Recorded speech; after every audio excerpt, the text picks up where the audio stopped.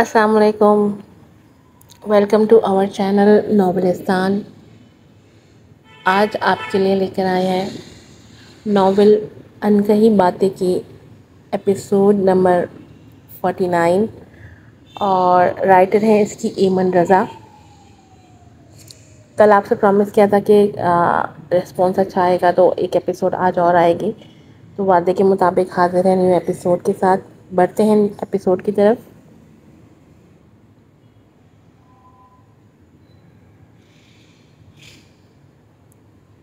1.5 سال کا عرصہ بیت چکا تھا. دن تیزی سے گزرتے جا رہے تھے. ماہ کا اب تک کبیر سے کوئی رابطہ نہ ہو پایا تھا، یا یوں کہا جائے کہ قسمت ابھی تک انہیں ملانا نہیں چاہتی تھی. ایسا نہیں تھا کہ کبیر نے ماہ کو ڈھونڈنے کی کوشش نہیں کی تھی. وہ اسے ڈھونڈتے ڈھونڈتے وہاں بھی پہنچا تھا، مگر راستے میں ہی اسے اذہان مل گیا. اس سے کبیر نے پوچھ گچھ کی تھی، مگر اذہان فوراً جان چکا تھا کہ وہ ماہ کا بھائی ہی تھا جس کے بارے میں ماہ نے اسے بتایا تھا. مگر اذہان نے ذرا بھی اسے شک نہ ہونے دیا کہ ماہ ان کے علاقے میں موجود تھی. لیکن اس نے کبیر سے انفارمیشن ضرور حاصل کر لی تھی. اس کے دل میں ایک بوجھ تھا، گلٹ تھا کہ وہ جانتے بوجھتے اپنی محبت کے لیے ماہرو کو اس کے رشتوں سے دور رکھ رہا تھا. اس لیے وہ کبیر سے رابطے میں رہنا چاہتا تھا کہ وقت پڑنے پر وہ اسے حقیقت سے آگاہ کر سکے. کیا پتہ اس کا دل یہ تسلیم کر لے کہ وہ اس کی نہیں ہے بلکہ کسی اور کی امانت ہے. خیر، ان دونوں نے ایک دوسرے سے نمبر ایکسچینج کیے اور ان میں وقتاً فوقتاً رابطہ ہوتا رہتا تھا. ایک دن آزاد آبشار کے کنارے بیٹھا پانی کی لہروں کو دیکھ رہا تھا جب پیچھے سے ماہرو آئی تھی اور گلا کھنکار کر اسے متوجہ کیا تھا. میں جان گیا ہوں تم ہو، آ جاؤ. وہ ہاتھ کمر پر باندھے ہنوز آگے کی طرف ہی دیکھ رہا تھا. ماہ کو زیادہ حیرت کا سامنا نہ کرنا پڑا، کیونکہ ہر بار ہی ایسا ہوتا تھا. جب بھی وہ آتی تھی وہ اس کی موجودگی پہچان جاتا تھا. کیا ہو رہا ہے؟ اس نے بال کانوں کے پیچھے اڑستے خواہ بات کرنے کا موضوع تلاشا، جس پر اذہان نے اسے ایسی نظروں سے دیکھا جیسے کہنا چاہ رہا ہو، کیا تم نہیں جانتی کہ میں کیا کر رہا ہوں؟ میں بھی نہ کتنی پاگل ہوں، جانتے پوچھتے عجیب سے سوال کر رہی ہوں. اس نے اپنے سر پر ہاتھ مارتے ہوئے کہا تو آزاد مسکرا کر رہ گیا اور مدبرانہ انداز میں بولا، بہتر یہی ہے کہ تم مدعے پر آؤ، کیونکہ میں جانتا ہوں کہ تم بلا وجہ میرے پاس نہیں آئی ہوگی. ضرور کوئی بات کرنی ہوگی. اس کے اتنے صحیح اندازے پر ماہ دانت نکوس کر رہ گئی. ارے تم تو شکل کے ساتھ ساتھ عقل سے بھی کافی ذہین لگتی ہو. اس نے اس کے کندھے پر مزاحیہ انداز میں ہاتھ رکھتے ہوئے کہا تو وہ آئی برو اچکا کر اسے دیکھنے لگا، جس پر اس نے فوراً اسے اپنے ہاتھ کھینچا تھا. وہ اپنی جلد بازی پر اپنی زبان دانتوں تلے دبا گئی تھی. سب باتوں کو چھوڑ کر میں اصل بات پر آتی ہوں. بات گھمانے پھرانے کی مجھے عادت نہیں ہے، اس لیے میں صاف کہنا چاہوں گی کہ تم شادی کیوں نہیں کر رہے. تمہاری موجیں تمہارے لیے بہت پریشان ہیں، اور الوینا بھی تو اپنے بھائی کی شادی ہوتے دیکھنا چاہتی ہے. پھر تم کیوں ان کی خوشی کو پورا نہیں کرتے ہو؟ ان کی بات مان لو اور شادی کر لو. وہ بھی تمہارے بچے گود میں کھلانا چاہتی ہیں، آخر ان کو بھی تمہاری خوشیاں دیکھنے کا حق ہے. آخر کتنی دیر تم ان کو ترساؤ گے؟ وہ سوالیہ انداز میں پوچھنے کے ساتھ ساتھ جیسے محاذ پر اتر آئی تھی، جیسے اپنا مقدمہ جیت کر ہی جائے گی. اس کی بات پر آزاد نے کرب سے آنکھیں میچی تھی. وہ جس سوال سے بچنا چاہ رہا تھا اس کا محبوب اس سے وہی سوال کر رہا تھا. آخر اس کو دوراہے پر لا کر کھڑا کر دیا گیا تھا. بھلا وہ کیا جواب دیتا اپنے محبوب کو جو اس کے جذبات سے واقف ہی نہ تھی. مومل ہے تو صحیح ان کے پاس بچوں کی صورت میں، پھر بھلا بچوں کی کیا ضرورت؟ مجھے ابھی شادی کرنے کی کیا ضرورت ہے؟ میں ابھی شادی نہیں کر سکتا. اس نے اپنی آنکھیں 2 چٹکیوں میں بھیجتے کہا، جس پر ماہرو اس کا منہ دیکھ کر رہ گئی. مجھے یقین نہیں آ رہا آزاد، یہ تم کہہ رہے ہو جسے ہر کسی شخص کا اتنا خیال ہے، وہ بھلا اپنی ماں کا خیال کیوں نہیں کرے گا؟ ان کی خواہش پوری کیوں نہیں کرے گا؟ آخر وجہ کیا ہے جو تم شادی نہیں کرنا چاہتے؟ وہ تو جیسے آج تمام رازوں سے پردہ فاش کر دینے کے در پر تھی۔ کوئی وجہ نہیں ہے، اس نے گھٹن سے ادھر ادھر ٹہلتے ہوئے بڑے ضبط سے کہا تھا۔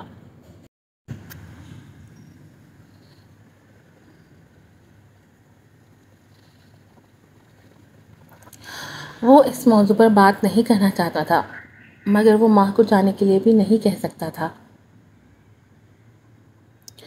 پسند کرتے ہو کسی کو؟ اس کی بات پر اس کے قدموں میں جگہ پر ہی ثبت ہو گئے تھے۔ وہ جیسے برف کا مجسمہ بن گیا تھا کہ ایک قدم بھی آگے نہ بڑھا پایا۔ اتنا صحیح اندازہ کیسے لگا لیا تھا ماں نے؟ ابھی تو وہ اس بات سے بھی انجان تھا کہ ماں ایک ایجنٹ ہے جو ہر کسی چھوٹی سے چھوٹی بات کو بھی باریک بینی سے دیکھتی تھی۔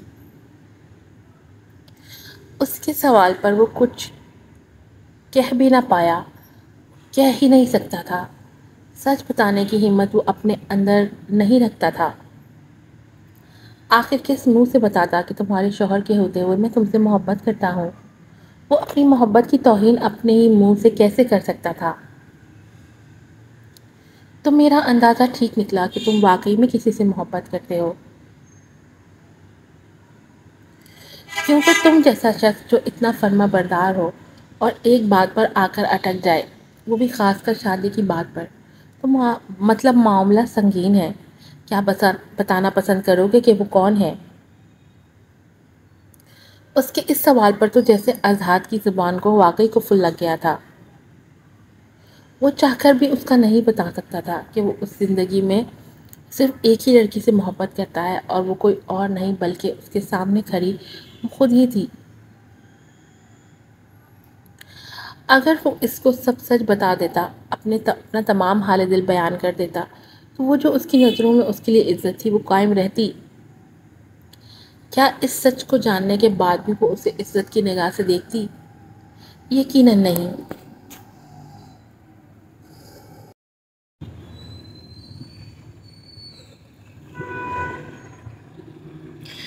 اس 1.5 سال کے عرصے میں بہت کچھ بدل چکا تھا۔ آئینہ اور شاہویر کا ایک خوبصورت گول مٹول سا بیٹا براق پیدا ہوا تھا جو ہو بہو آئینہ کا پرتو تھا۔ دونوں ہی ماں باپ اس پر جان چھڑکتے تھے، یہاں تک کہ وہ شاہمیر کی بھی جان تھا۔ کچھ نہ بدلا تھا تو وہ آئینہ اور شاہویر کے درمیان کی دوریاں تھیں جو وقت کے ساتھ ساتھ بڑھتی چلی گئی تھی۔ آئینہ اب بھی اس کی طرف سے اپنا دل صاف نہیں کر پائی تھی۔ وہ جانے انجانے میں میر کی طرح ہی ماں کے آنے کی منتظر تھی۔ دانیہ اور ہادی کی بات کی جائے تو ان کے 2 ٹوئنس بیٹے تھے، سعد اور اسد۔ دونوں ہی 8 ماہ کے تھے، مگر بلا کے شرارتی تھے۔ مجال ہے جو اپنی ماں کو چین کا سانس لینے دے۔ ہمیشہ اس کو تگنی کا ناچ نچا کر رکھتے تھے، اور پھر اپنی جان عادی ہو جانے کے بعد وہ ہادی کا سر کھاتی تھی جس نے اسے 2 عجوبوں سے نوازا تھا، اور اپنے بچوں کو اس کی گود میں ڈال دیتی تھی۔ وہ کون سا باپ کے سگے تھے، اس کے اچھے خاصے بال نوچ کر رکھ دیتے تھے جس پر وہ بلبلا کے رہ جاتا تھا۔ اور اگر بات کی جائے شاہمیر کی، تو اس نے اپنے آپ کو ایک مشین بنا لیا تھا جس کا کام صرف آفس اور آفس سے گھر تک آنا تھا، اور شراب نوشی تو جیسے اس کی عادت بن گئی تھی جس پر اس سے سبھی خفا رہتے تھے، مگر اس کو ان کے خفا رہنے سے کوئی غرض نہیں تھی۔ اس کی بلا سے چاہے جو مرضی کرتے پھرتے سارے۔ دن سے رات تک وہ آفس میں رہتا اور اپنی رات وہ ماں کی یادوں میں گزارا کرتا تھا۔ اب بھی وہ تنہا ٹیریس پہ کھڑا چاند کو دیکھ رہا تھا جب اسے ماں کی باتیں یاد آئیں، جب وہ ہاسٹل رہنے گئی تھی اور وہ گھر میں اکیلا تھا۔ رات اسے ماں کے بغیر نیند نہیں آتی تھی، مگر وہ جان بوجھ کر اسے تنگ کرنے کے لیے یا کبھی ناراض ہو کر ہاسٹل چلی جاتی تھی، جیسے اس کا مائکہ ہو۔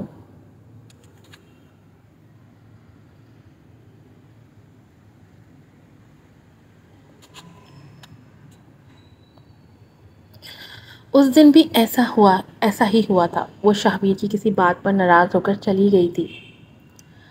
شاہمیر نے اس بار پکا سوچ رکھا تھا کہ وہ اس کو نہیں منائے گا، مگر جیسے جیسے رات کے پہر گزرتے جا رہے تھے اسے خالی بیڈ دیکھ کر شدت سے ماہرو کی یاد ستا رہی تھی، جس کے بغیر کمرہ کاٹ کھانے کو دوڑ رہا تھا۔ اسے زیادہ دیر صبر نہ ہوا تو 11 بجے رات کو اسے میسج کر ہی دیا۔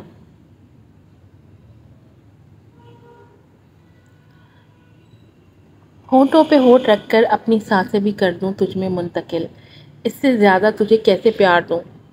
بوسہ رخسار پر تکرار رہنے دیجیے، لیجیے یا دیجیے، انکار رہنے دیجیے۔ ماں جو خود شامیر کی یاد میں کروٹیں بدل رہی تھی، شامیر کے میسج آنے پر جھٹکے سے سیدھی ہوئی اور دھڑکتے دل سے اس نے میسج کھولا، اور اس کے اتنے بے باک شعر پر وہ لمحوں کے لیے دنگ رہ گئی تھی۔ آخر اور کون کون سے روپ تھے شامیر کے؟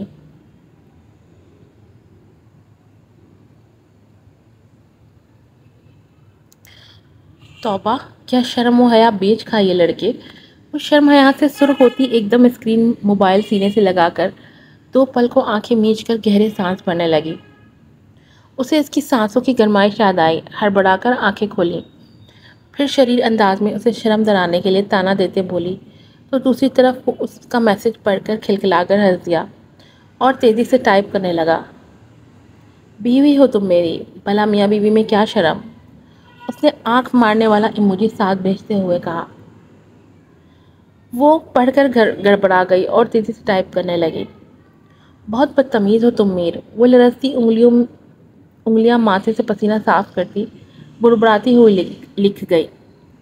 روم کی فضا میں ایک دم میسج ٹون بجی تو ماں ایک دم گھبرا گئی، جو آنکھیں بند کیے لیٹی تھی، اور دیکھا تو اسی کا میسج تھا۔ یقین کرو بہت پیاس لگی ہے۔ اس کی زمانی بات پر ماں جو اتنی بولڈ تھی، اس کے چہرے سے بھی دھواں اٹھنے لگا تھا۔ تو بجھا لو پیاس، میں نے کب منع کیا ہے؟ وہ لبوں کو زبان سے تر کرنے لگی جو خشک پڑ چکے تھے، اور ساتھ لرزتے ہاتھوں سے لکھتے بولی، لیکن اس کے اگلے جواب پر فون ہاتھ سے چھوٹتے چھوٹتے بچا۔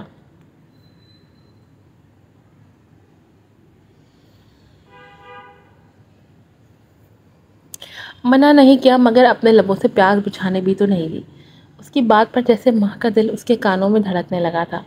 دل کیا بیڈ کے نیچے گھس جائے، ایسا معلوم ہوتا تھا جیسے کہ وہ اسے کہیں سے دیکھ رہا ہوگا۔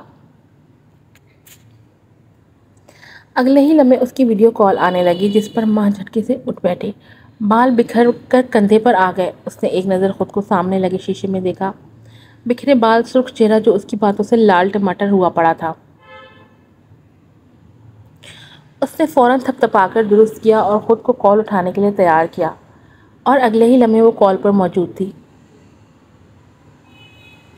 شامیر کی بے قرار تڑپتی ہوئی پیاسی نظریں اس کے بھیگے لبوں سے ہوتی اس کی آنکھوں اور چہرے کے نقوش کا طواف کرنے لگیں، پورے چہرے سے ہو کر اس کی خمار سے جھکی سرخ بند آنکھوں میں دیکھا۔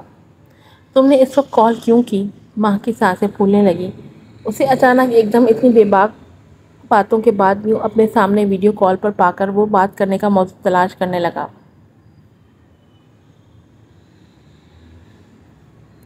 تمہاری موجودگی کھل رہی ہے، طلب بڑھتی جا رہی ہے، تمہاری قریب آ سکتی ہو میرے ابھی۔